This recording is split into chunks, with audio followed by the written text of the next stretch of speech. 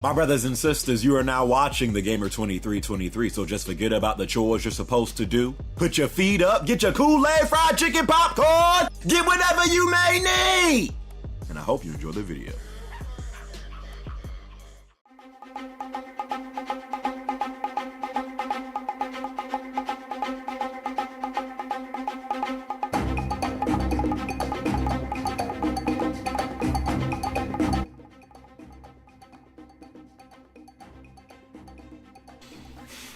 Okay, you guys, it's about that time of the year again. E3's on the horizon. What's the game plan? What's been the game plan every other year?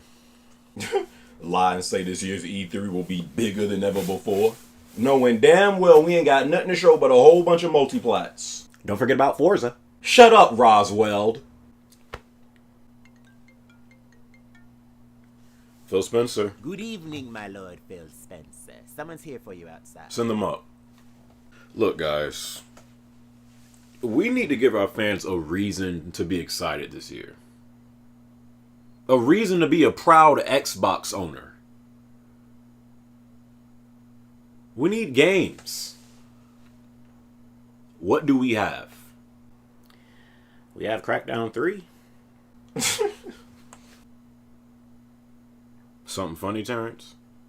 Yeah, that game's existence. Terrence! I mean, I'm saying, come on, y'all, let's be real. Sony out here dropping games like God of War, Spider-Man coming soon, Last of Us. And our supposed answer to all that is supposed to be some agent nigga with superpowers. Language. Look, all I'm saying is we gonna need a lot more than just that to combat what Sony doing, and hell, leaving them grown-ass man children over at Nintendo. What about State of Decay? We're in a state of no games to play. Terrence! Okay, everybody shut up. And listen, okay? Now, when I got this job, I swore that I would change Xbox culture. And I believe we've done a good job at doing that so far. I didn't come here to have the Xbox One be a failure. I came here to change the direction that the brand was going in. Now, I'm the head of Xbox now. And I'm here to tell you guys that we're going to do good at this year's E3. All I need from you guys is to have a little faith, have a little confidence, and let's construct a plan.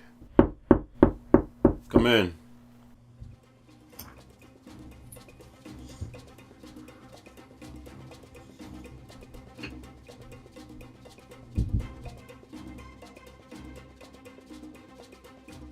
John, you're back.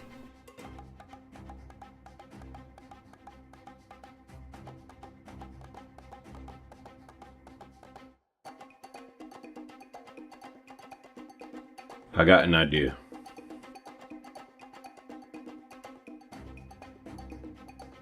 I'm all ears.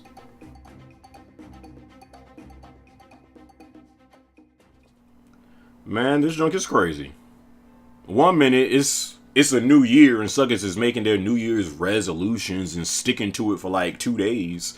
And then the next moment, sucker, we almost at E3. Sucker, it is almost June out this sucker. God dang, bruh. E3 is right around the corner, my brothers and sisters. And every time, I mean, not that I'm complaining, freaking E3 is always the most exciting time, you know, if you're a gamer. It's when all the new stuff is dropping, you know, new games being shown, new trailers, gameplay. I will be doing some more E3 videos, but on this one in particular, I wanted to just stick to mainly Microsoft. I think this year's E3, specifically for Microsoft, is going to be like their most important E3 this generation, because last year's E3 was all about the Xbox One X, right? It was like all about, I witnessed the most powerful console with all those suckers that was wearing those shirts. Terrible, you know, but that's what all last year's E3 was about. It was about the Xbox One X, and It was all and it was almost like Xbox, taking their second shot, at this generation. Their first shot really didn't go too well. Things didn't, turn out how they wanted it to. So this was going to be their second shot with the Xbox One X being the most powerful console ever on the market, and they were going to, try to get back in the game with Sony. Since the Xbox One X has been out, and I do not have one, so I can't really say that much. But since the Xbox One X has been out, I think it's safe to say that nothing really has changed for X. Like, nothing really has changed for the situation that Microsoft has put themselves in. Sony is still selling PS4s like they always were. Junk is selling like hotcakes. Sony is still dropping exclusive titles. I mean, we just getting over God of War. So they still dropping exclusives. Still got exclusives coming on the way. Nintendo Switch is still doing they thing. Everyone is still looking at Xbox like, what y'all got? Sea of Thieves? Like, Xbox One X hasn't really changed the landscape for Microsoft. I think Microsoft knows, like, the biggest issue they have is their lack of exclusives. That's it. That is the only thing that continues to hold the Xbox back. When it comes to first party titles, they don't have that much. So, like, them trying to, push this whole most powerful console ever thing I don't know if, like, I don't know what they expected the Xbox One X to do. Like, did they expect that this junk was going to, like, all of a sudden, because it was more powerful than the PS4, like, things were going to change for them? Sucker, you still have no games to play, but I digress. I think this year's E3 for Microsoft, if I'm them, you know what they pulled last year? Because remember last year before it started, like, they had said something to the extent of, this is going to be our biggest game lineup ever. And I think before it started, they said, like, they had over, like, 80 plus exclusive titles. Everybody, when they saw that, it was like, I think every person was like, man, what you talking about? You got no exclusive title. Exclusive. If I'm Microsoft going into this year's E3 in the state that they're in right now, if I'm them, my entire focus is, and it's not like it's not like Microsoft don't got the money. Like, if I'm them, so I am tossing out money to any studio that would be willing to make games only on. I literally think I know Xbox is trying to do this whole play everywhere type deal, and trying to do crossplay and stuff. Bump all that. Like, the junk hasn't been working. It hasn't. Like, one of their best games last year, Cuphead. Guess where I played that junk last year. Played the junk on Steam. Great game. If I'm them, I'm looking at how this year has went so far. Sea of Thieves has came and went. It seems like it's been forgotten about already, and that was supposed to be, like, they was hyping that up as, like, one of Xbox's big titles. Sea of Thieves. That junk has came and went. People are not saying that no one's checking for the Xbox One right now, but you see way more people talking about games that's supposed to come out for PS4, or hell, even the Switch. Like, I'm telling you right now, suckers is most likely checking for a Switch these days, more so than an Xbox One. Like, all that most powerful console ever junk don't matter. So if I'm Microsoft, I don't know what they're doing right now. But if I'm them, this whole year, I'm like throwing money at all these different studios. So at E3, I can show you first party titles that Xbox has coming. It doesn't have to be this year. It could be next year. But I'm telling you right now, like, if they had an E3, like, say if this year their E3 is like the one they had last year, to where I don't think Microsoft's E3 last year was bad, but you know, the main reason why I think we watch E3 is to get excited for games that, you know, are coming to whatever platform you have, you know, and you know, even though Sony's last year wasn't that good because we knew about all of the games that they had showed. We know first party titles are coming to PlayStation 4 eventually. We know first party titles are coming to the Nintendo Switch eventually. When it comes to Xbox, it's like, what y'all suckers doing over there? Like, I personally just feel, I mean, I don't have my Xbox One no more. Thank God I got rid of it. Thank God I got rid of that junk, like, after, like, Quantum Break or something. That's when I got rid of a mine. But I feel like a lot of Xbox One owners, and they might not admit this. Well, I'm mainly just speaking for like the freaking diehard stan fanboys. They might not admit this, but I'm pretty sure a lot of Xbox One owners, especially during E3, they feel like left in the dark. Cause it's like they don't really give you no like insight of like what's the future of like the Xbox brand, like what's going to be like the new title to like take over, you know, because it's not about Halo and Gears no more. Like those franchises are like shells of themselves. So like what's going to be like the new game that takes over and like is the face of, like, they don't give you none of that junk. So it's like I feel like a lot of Xbox One owners, you know, kind of feel left in the dark. So that's really like the main thing to me. Let's get into, you know, what I want to see from them at this year's E3, and honestly things that I expect to see from them at this year's E3.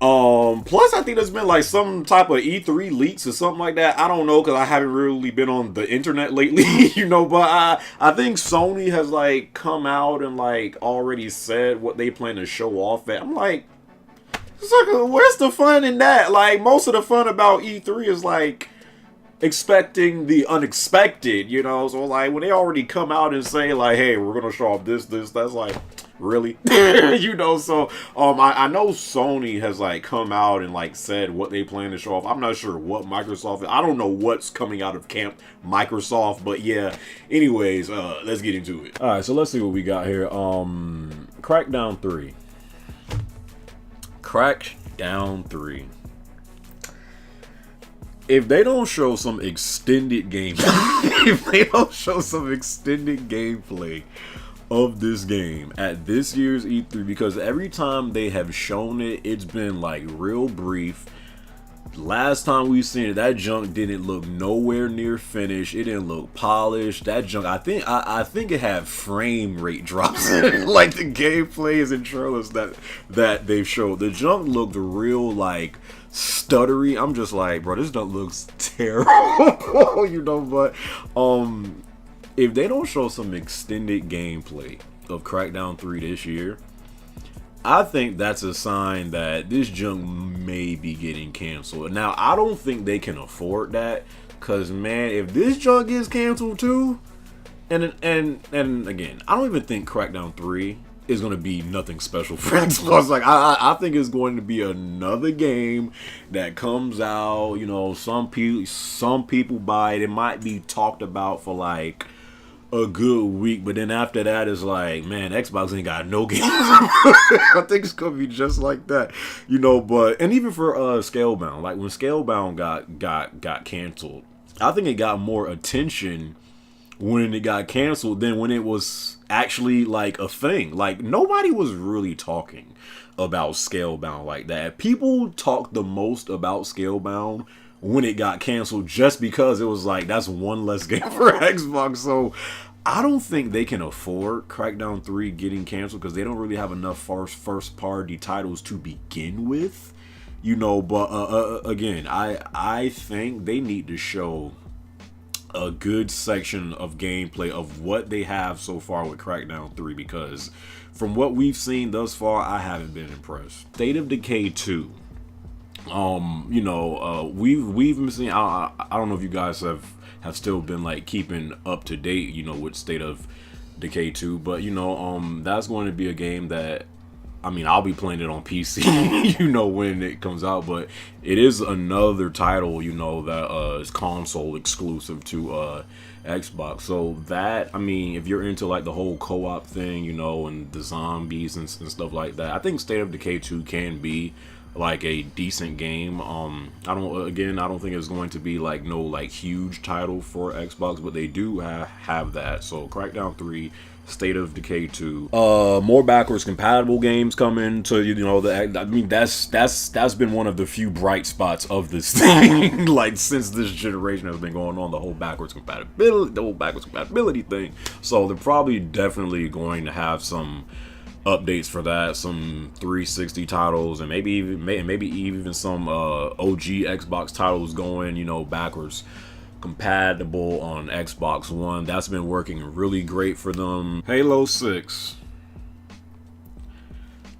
I mean, it's like, bro, it's so, man, it actually sucks to see like the state that this game is in right now, because, man, Halo in its glory days, if it was still Halo, I think Xbox would be good right now. Again, like, I don't think Xbox One is really doing anything, you know, different this gen that 360, you know. I mean, yeah, Xbox Live was a lot better on 360, but Xbox 360 didn't really have no games neither.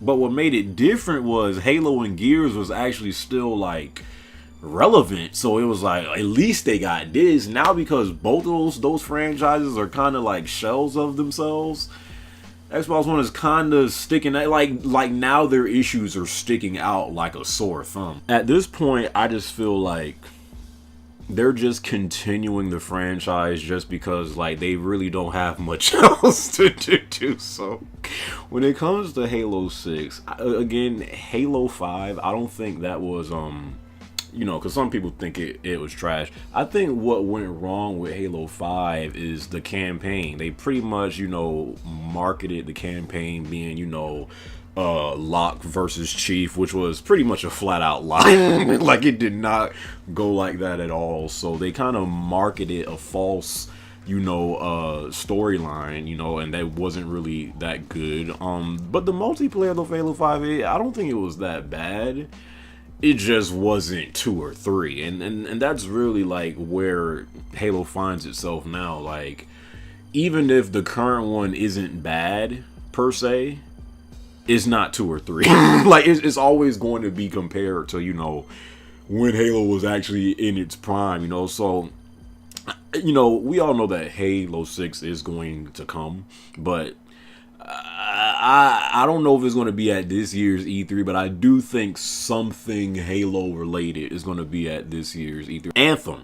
They showed Anthem at Microsoft's conference last year, and it actually was one of the best games to me last year at E3. I think Anthem, you know, stole the show because it had a very good gameplay reveal. But a lot of the times with, you know, games like Anthem per se, like, there's been a lot of times to where like a game was revealed, and that first gameplay you see, like, it looks incredible, but after you see the gameplay after it, it's like, oh, so all that was like scripted or something. Because like it had like the scripted dialogue in it, you know. It was looking a little bit too good. And we seen stuff like that for like The Division. We seen stuff like that for Watch Dogs. We've seen stuff like that for Ghost Recon Wildlands, like, you know, mainly like Ubisoft titles, you know. But we've seen a lot of times when like a gameplay is first shown, and then the second time you see it, it's like night and day. It's completely different. So Anthem, we haven't even heard nothing about this game, I don't think, since last year's E3. I mean, the only latest news that came out about it was it got delayed and it's not coming out this year no more. So hopefully they might show some more Anthem at this year's E3, you know, from BioWare.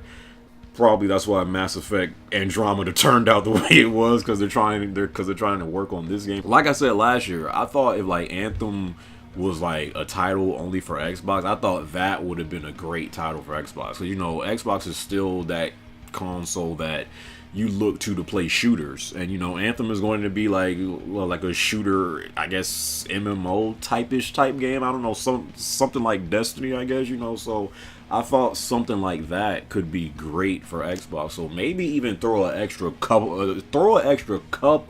of dollars if you must at BioWare to get that game only on Xbox. Maybe Forza. I mean, it's like at every conference they have something Forza related. What's the last I think the last Forza that came out was I don't even know which one they're on. Are they on 7 or 9? I honestly don't know, but I think the last one was actually Forza Motorsport. So probably this one coming up is probably going to be Forza Horizon. And I think 3 was the last Horizon game, so probably Forza Horizon 4. But seriously, like they're probably going to have Forza there. That might be the thing that like opens up their conference, because they love to open up their conferences with Forza. I don't know why, but they just love it. So I definitely expect a Forza sighting. But yeah, that's all I got. That's all I got from Microsoft, bro. Crackdown 3, State of Decay, maybe Halo 6, Forza. And I think that's the problem. Like, these suckers are almost so predictable from what you could probably expect. Like, there's no element of surprise on. Like, a legit surprise would be for them to show some new IPs. Like, like that would literally be a shocker. Like, oh my god, they actually got like new first party. That would be a shocker. And I think that's why, like, when it comes to their conference, like comparing it to like Sony's, it feels completely different. Because even with Sony, I mean, and again, I think everyone would admit, you know, Sony's E3 last year, it wasn't as good as E3 2016 because they kind of put out all of their new titles then, and then the next year after was kind of just like the games they showed us last year, which we already knew about. So they didn't really have, like, E3, a lot about E3 that, like, people tune in to see is, like, new things that they don't know about. They want to be shocked. They want to be surprised. And when you don't have that, when people know about what stuff you have to show off, even if it may be good, people just like, we already knew about that. What else y'all like? And I think that's why, like, Sony's E3, that's why it's always like more hyped up than Microsoft, because you might have an idea of what to expect from Sony, but it's always like, yo, what these suckers got under like what they got underneath their sleeves. With Microsoft, it's just like, what y'all got, another Forza? So if they could show some new IPs, maybe like 2 or 3, not even saying they all have to be like AAA blockbuster titles, but out of those 3, if they could get like just one game to like really make you, because really when you still look at Xbox, you still think Halo and Forza. Like, though, like Halo is still like the face of Xbox. They need another game that like changes what the face of Xbox is, because it's still Halo, and Halo's not what it used to be. So they need something else to, when you think Xbox, you think this. So if they could just get like one of those titles, but they need to show some new IPs, man. Like, that's the main thing I want to see. I think that's the main thing. That's what's most important. And if they could do that, I think they can find themselves right back in the game, because I think on the path they're on right now, I don't know how much longer Xbox One could last. To be completely honest with you, like, it just seems like month by month it just gets worse. Like Phil Spencer legit be on Twitter just like congratulating Sony and Nintendo for all of the stuff that they are doing, and then like the fans be like, what about us, Phil? It's just like it literally seems like that's what it is month by month. And if they keep on going on this same path, I don't know how long, you know, the Xbox One or the Xbox One X could last, to be honest with you. So what are some of y'all predictions for what Microsoft is going to be bringing to this year's E3? What do you think they can do to try to, you know, get more people into possibly, you know, being a potential owner of the Xbox One? Like, what new things do they need to show? You know, what things do they need to do? What would you like to see them you know, showcase? Maybe some Crackdown 3, some new IPs. You know, what do you want from Microsoft? What can they do to intrigue your interest into possibly being a future Xbox One owner? Let me know all that down in the comments below, and I will be doing my Sony's E3 predictions up next after this, so look forward to that. Catch you on my next video, all right? Peace.